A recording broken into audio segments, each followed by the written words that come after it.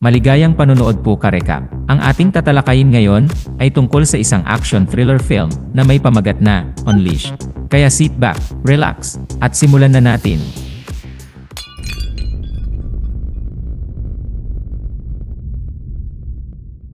Nagsisimula ang pelikula mga ka-recap nang ipinakilala sa atin ang isang mabangis na loan shark na nagngangalang Bart. Ang kanyang paraan ng pangungulekta ng pera sa mga may utang sa kanya ay medyo kakaiba at walang awa. Si Bart ay nagsasanay ng isang lalaki na nagngangalang Danny bilang isang aso sa buong buhay niya.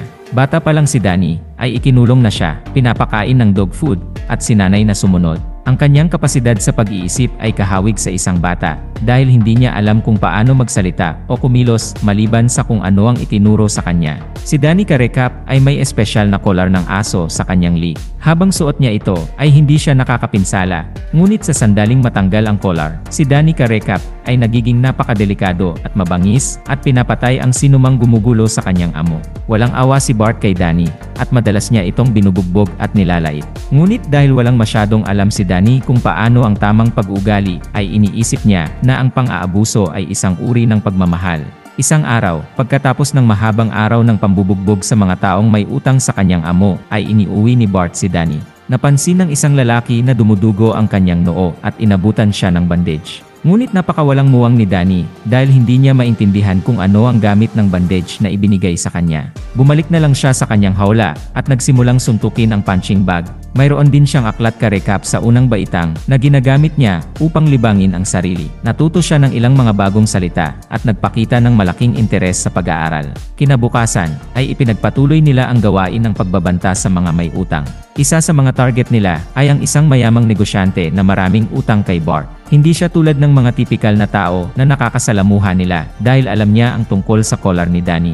Para pigilan si Bart na matrigger si Danny ay hinila nila si Bart palayo upang hindi niya matanggal ang collar. Pagkatapos ay binugbog nila si Bart habang nalilitong nakatingin si Danny at hindi sigurado kung ano ang dapat niyang gawin. Nagpupumigla si Bart at nagawa niyang tanggalin ang kanyang collar sa huli. Dahil dito, ay natrigger nito ang halimaw sa pagkatao ni Danny at nakipaglaban siya at mabilis na pinatumba ang mga kalaban nang wala sa oras. Ang kanyang hindi pangkaraniwang kasanayan sa pakikipaglaban ay napansin ng isang lalaking nakatayo sa malapit. Ang pangalan niya ay Wyeth at siya ang organizer ng isang underground fight match. Habang nakatingin siya kay Danny, ay nakikita niya ang isang pagkakataon upang kumita ng maraming pera. Matapos bugbugin ang mga may utang kay Bart, ay kinuha ni Bart ang kanyang pera at lumabas. Bagamat iniligtas ni Danny ang kanyang buhay, ay galit na galit ang kanyang amo dahil hindi niya ito nailigtas nang siya ay binugbog. Tinawag pa niya si Danny na isang hindi karapat-dapat na hayop. Para sa huling destinasyon ng araw, ay huminto sila sa isang antigong bodega.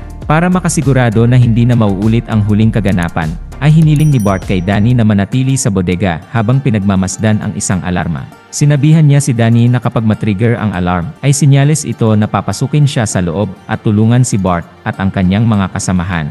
Maya-maya, habang naghihintay si Danny, ay may nakita siyang piano sa isang sulok ng silid. Natatandaan niyang nakita niya ito sa libro at nabighani siya rito. Pinindot niya ang ilang key at di nagtagal ay pumasok sa silid ang isang bulag na pianista. Ang pangalan niya ay si Sam at narito siya para ayusin ang piano.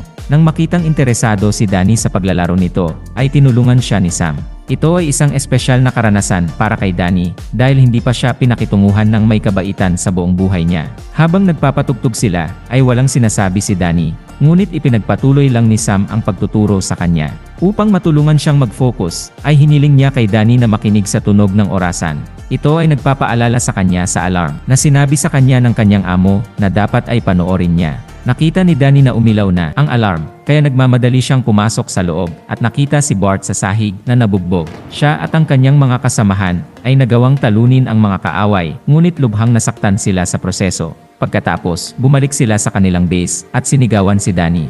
Tinawag siya ng iba't ibang pangalan at sinipa siya sa kanyang hawla. Pagkatapos, ay nakipagkita si Wyeth kay Bart at nag-aalok ng ideya sa negosyo. Gusto niyang lumaban si Danny sa susunod na underground battle laban sa kasalukuyang kampyon. Dahil ang labanan ay isang death match na nagtatapos lamang kapag ang isang tao ay wala ng buhay, ay napakalaki ang pusta at premyo. Kung kayang talunin ni Danny ang kasalukuyang kampyon, ay kikita si Bart ng malaking halaga. Kaya, hindi siya nag-aksaya ng ilang segundo bago tanggapin ang deal. Kinabukasan, ay dinala si Danny sa ring. Malalaman natin dito ka-recap na ang kanyang kalaban ay 3 taon na sa laro at hindi pa natatalo. Ang lahat ay tumataya sa kanya at tiwala sa kanyang mga kakayahan.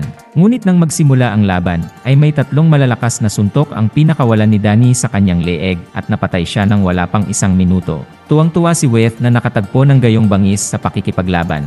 Pagkatapos, ay ibinigay niya kay Bart ang kanyang share na pera. Pagbalik nila sa hideout, ay maganda ang mood ng gangster. Hinihimok niya si Danny na hilingin ang anumang gusto niya. Gusto ni Danny na bilhan siya ng isang piano, ngunit walang nakikitang gamit ng isang instrumentong pangmusika si Bart sa isang aso. Maya-maya, ay biglang nabangga ng truck ang kanilang sasakyan. Ang mayamang negosyante na binugbog nila kahapon ay nagdala ng kanyang mga tauhan upang patayin si Bart. Paulit-ulit nilang pinaputukan ang sasakyan.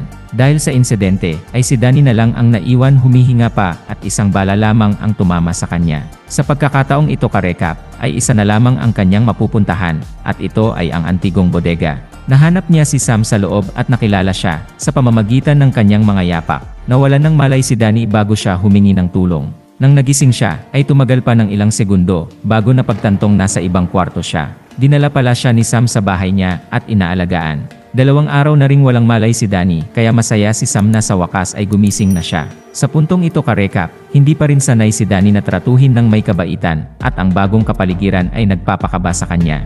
Dumating sa bahay ang stepdaughter ni Sam na si Victoria, at si Danny ay natatakot na nagtago sa ilalim ng kama. Napagtanto ng babae na siya ay espesyal, kaya nagdala siya ng isang keyboard sa ilalim ng kama, at sinabi sa lalaki na gamitin ito dahil gusto niya ang piano. Sa hapunan, ay hinihintay ng pamilya si Danny na sumama sa kanila. Lumabas siya habang hawak-hawak ang keyboard. Dahil hindi pa siya nakakakain sa harap ng mga tao, ay sinisimulan niya itong kainin gaya ng karaniwan niyang ginagawa. Pinahinto siya ni Victoria, at tinuruan kung paano kumain ng maayos nang hindi gumagawa ng ingay. Ang kakaibang pag-uugali ni Danny ay nagpapatawa sa pamilya na nagpaparamdam sa kanya ng isang tiyak na uri ng paraan na hindi pa niya naramdaman sa buong buhay niya. Maya-maya ay sinubukan ni Sam na tanggalin ang collar niya na ikinagulat ni Danny. Tumanggi siyang hawakan ito ng sinuman, kaya hindi siya pinilit ni Sam. Kinaumagahan, ay inihatid ni Sam at Danny si Victoria sa kanyang paaralan. Bago pumasok, ay hinalikan niya si Danny sa pisngi na ikinagulat ng ating bida. Nabasa niya ang tungkol sa isang halik sa kanyang aklat sa unang baitang, at masaya na naranasan ito sa totoong buhay.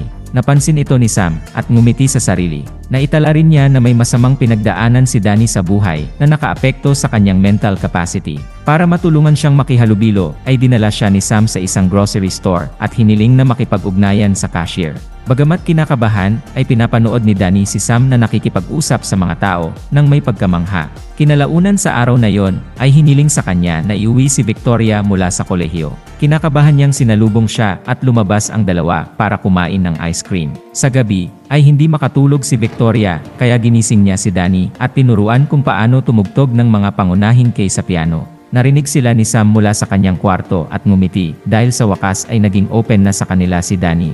Sa maikling panahon, siya ay naging isang hindi mapaghihiwalay na bahagi ng kanilang buhay. Isang araw, habang nasa grocery sina Danny at Sam, ay nagsimulang mag-away ang ilang magnanakaw. Si Sam at ang buong audience ay natakot, ngunit si Danny ay patuloy na hinuhusgahan ang mga gulay na parang walang nangyayari sa kanyang likuran. Nang maglaon, ay hinanap siya ni Sam at tinanong kung paano siya naging kalmado sa ganoong sitwasyon. Sumagot lang si Danny na hindi siya ang kanilang kalaban, kaya hindi siya dapat makialam. Naintriga si Sam sa sagot at nagtanong tungkol sa nakaraan ni Danny. Nalaman niya na ginamit ang kainosentehan ni Danny para maging marahas siya.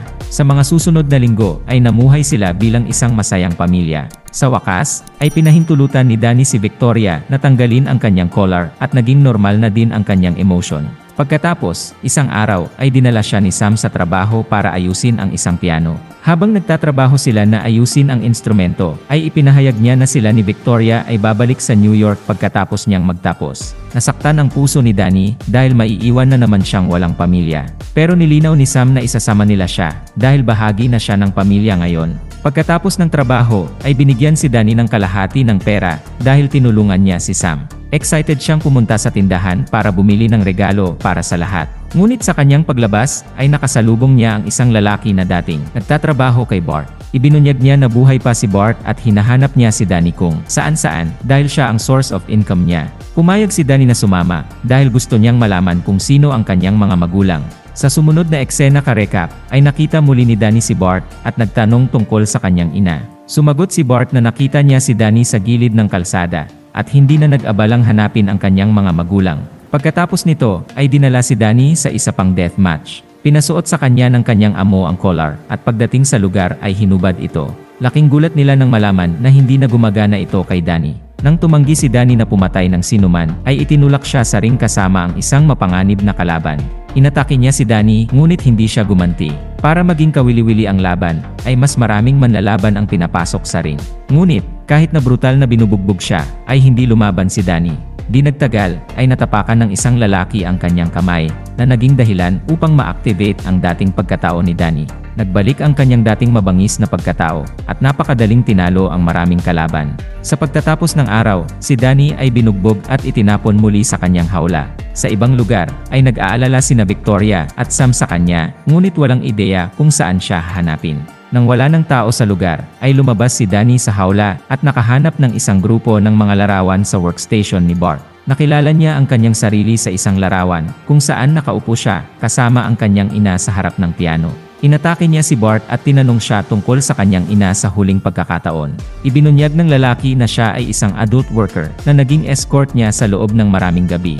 Dinala pa niya ang maliit na si Danny sa trabaho. Ngunit nahulog ang loob ni Bart sa kanya, kaya nang mamatay siya sa isang sakit, ay kinuha niya si Danny at ginawa siyang pamilya. Kinabukasan, habang papunta na sila sa trabaho, ay narinig ni Danny ang salitang pamilya na nagpapaalala sa kanya kina Sam at Victoria. Gumawa siya ng gulo, dahilan para mabangga ito at sinamantala ang pagkakataong makatakas. Kasunod nito ay bumalik siya sa kanyang tunay na pamilya at nagkita silang muli. Nang malaman nila ang kwento tungkol sa kanyang ina, ay sumama ang loob nila sa kanya. Inilarawan ni Victoria ang background ng larawan at kinilala ito ni Sam bilang isang auditorium na napuntahan niya noon.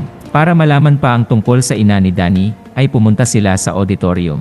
Kinikilala siya ng mga tauhan doon, ngunit sinasabing nawala siya kasama ang kanyang anak isang araw at hindi na bumalik. Nakahanap si Victoria ng music note sa background ng larawan at ginamit ito para tumugtog ng piano. Ang himig ay ang ginagamit ng nanay ni Danny noong siya ay maliit pa. Ibinabalik nito ang mga alaalang nakalimutan niya sa paglipas ng mga taon.